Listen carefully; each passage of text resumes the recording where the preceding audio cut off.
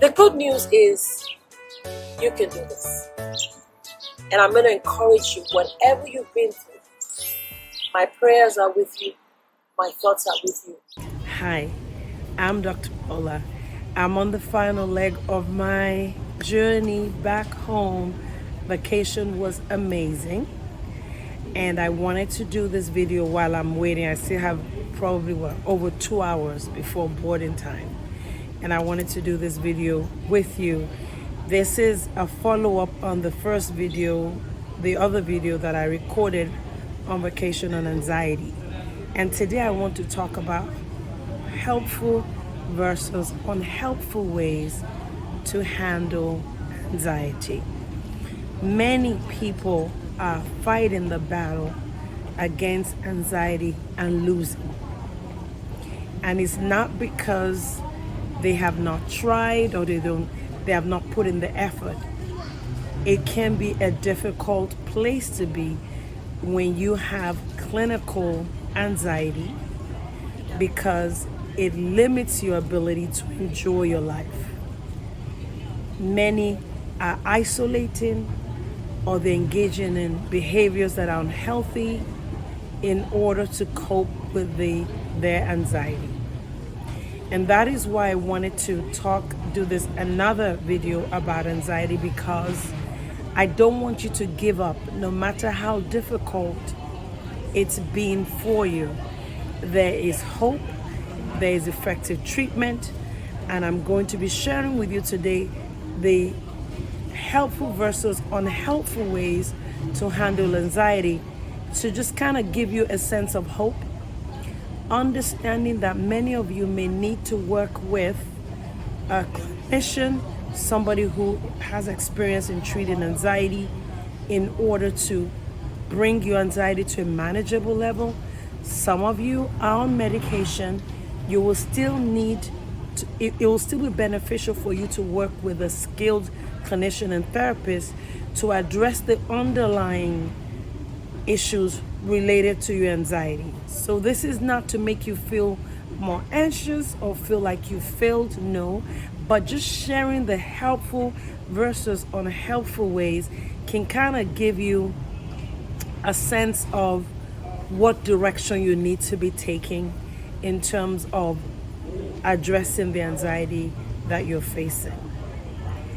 Anxiety, in the way I'm describing it in this video, I'm talking about this sense of extreme anxiety that people who have anxiety, clinical level anxiety, face. I'm also talking about the physical sensations that are connected with the anxiety, and also the thinking patterns that makes it more difficult to cope with anxiety. So let's go for it. What are some of the helpful versus unhelpful ways to address, and I wouldn't even want to say address, to cope with anxiety? I don't want us to see anxiety as something you just pull out and get rid of, something we manage, we cope with. I want you to see handling your anxiety as a journey, and that helps you to keep going on in spite of the challenges you face as you work through it. Let me start with the unhealthy way, one unhealthy way to handle anxiety. An unhealthy way to handle anxiety is when you try to replace the anxiety related thoughts with positive, unrealistic thoughts. For example, if a person has anxiety about taking exams, saying something like, you're too smart to worry, or you're too smart to be anxious, you can do this because you want to, may sound incredibly positive but unrealistic. And it may so unattainable in terms of what the person is trying to tell themselves that they may not be able to do it. Now, the helpful way to handle anxiety is to replace the thinking that is related to the anxiety with thoughts that are more realistic and thoughts that are more logical. For example, I may need a little bit of support in how to take exams so that I can handle it when exam time comes.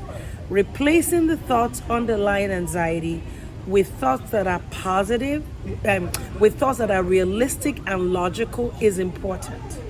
Rather than these positive thoughts like you can do it, you're smart, you're like everybody else. Those thoughts are wonderful, but actually don't work and does not help with anxiety.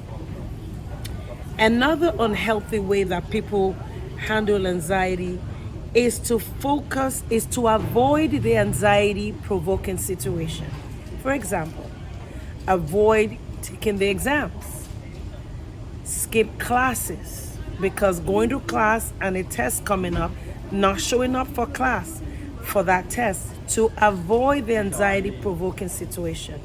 When you avoid the anxiety provoking situation, you're actually making the anxiety worse. In the long term, you have a short-term sense of relief, but in the bigger picture, anxiety gets worse.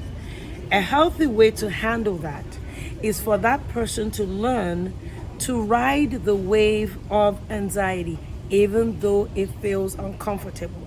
For example, if it's test related, the example I'm using as I go through this comparison, that person now begins to start to figure out and learn with somebody, a clinician support, or if they don't have a clinician, getting some help as to how to cope with the anxiety as to how to confront the anxiety provoking situation and stick with it, even though it's uncomfortable.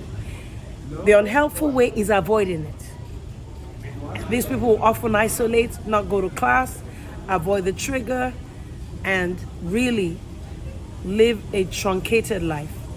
And the person who is confronting it understands that the anxiety that they have when they're confronted with the situation is really uncomfortable, but they still are willing to go through it. That was number 2. Number 3, an unhealthy way to handle anxiety is when you run away or you avoid the emotion of anxiety.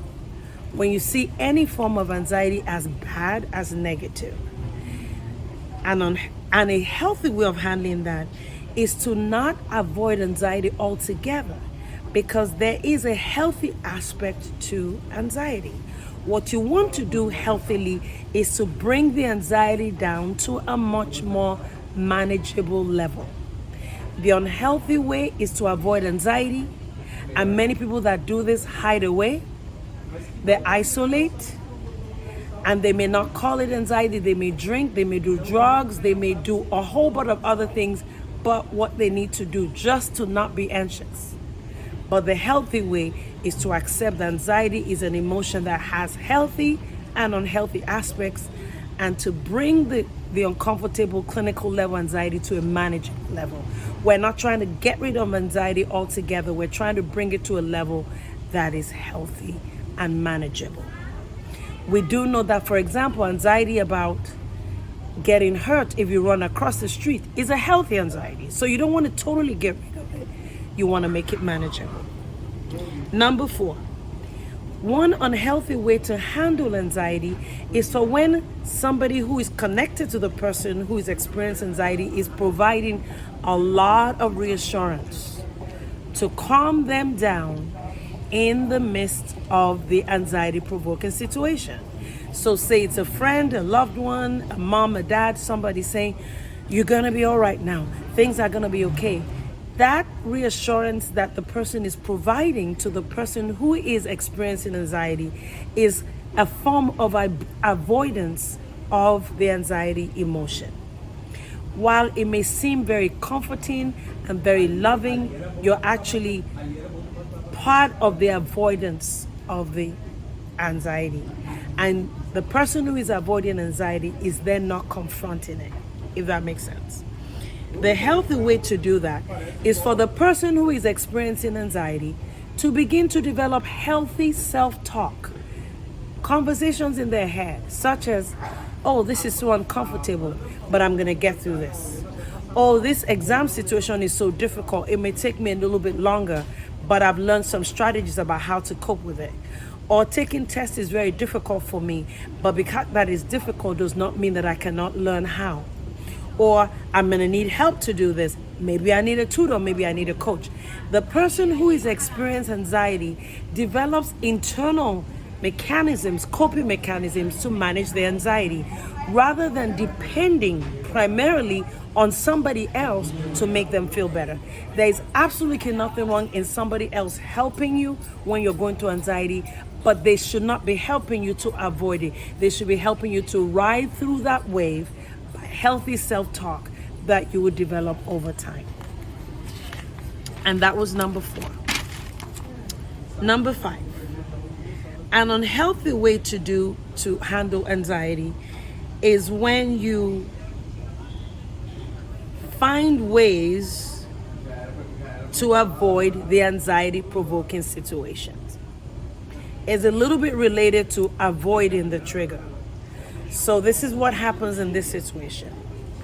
For example, somebody who is afraid of their academic ability may spend a lot of time playing video games, because playing video games is calming for them. They're using behaviors that seem normal to replace the anxiety related to taking exams. They may not go to class. They may avoid going to class because and calling sick. That is a way of replacing the test taking or taking classes with acting sick. Or they may even have headaches or migraines because of the anxiety. They're putting things in place to stop them from dealing with the reality of what they're facing. But the person who is healthy is now taking on the challenge of riding the wave of anxiety. Healthy is riding the wave, the uncomfortability, the ups and the downs. They may go to class, sit in the classroom, tell the teacher they have anxiety, take a little break, ask for the teacher to provide notes, have another student in the class who doesn't have anxiety about tests, sharing notes. They may take time after class to go work through the testing. They may come to the classroom for 5 minutes, take a break, come back in. What is a person who is doing it the healthy way doing? They're riding the wave of anxiety. And the person who is doing it unhealthily is using alternative behaviors to avoid the situation that is causing anxiety. And that is number 5. The person who is doing it unhealthily, let me look at my notes here.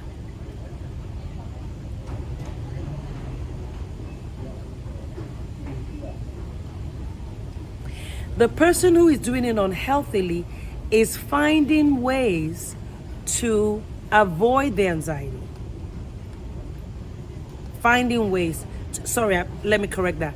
The person who is doing this unhealthily is finding ways to get rid of the emotion of anxiety. Let's start again. So this is number 6. The person who is handling the anxiety in an unhealthy way is doing whatever possible to be rid of the feelings and the emotion of anxiety. This is the person that may do drugs to numb those feelings. This is the person who may hide away, not take their phone calls. The emotion of anxiety has caused them so much distress that they're looking for ways to avoid it. They don't want to deal with it. But the person who is doing it healthily accepts, I'm anxious. And they're doing whatever possible to continue what they were doing before they became anxious. While the person who is doing it unhealthily is avoiding the feelings of emotions, causing them to hide away, affecting their relationships, their productivity, not being able to reach their potential or take on risk. The person who is doing it healthily accepts they're anxious and they are continuing what they were doing before the anxiety. They said, I was trying to do something before the anxiety happened. Now I'm going to keep on doing it. They don't stop. They keep on going. They see it more as a bump in the road, where the person who is doing it healthily is stuck in that place of avoiding the anxiety. And for that reason, the anxiety actually gets worse. The moral of what I'm trying to share with you today is, the more you avoid anxiety, the more you avoid the anxiety-provoking situation. The moral of today's video is that the more you avoid the situation that is causing you to be anxious, the more you resist the emotion of anxiety, the more likely you are going to be worse off as far as anxiety is concerned. Your brain connection with that anxiety provoking situation is actually strengthened. But when you confront it, the anxiety provoking situation, when you accept that you're anxious and begin to develop healthy ways to cope with it, the brain begins to identify healthy ways to handle the situation that was causing you anxiety. Today's video is about you not giving up, no matter how difficult and complex your anxiety story is.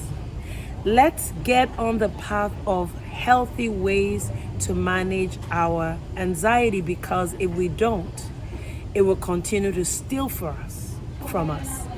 It will continue to lead us in the path of unhealthy patterns to try to cope.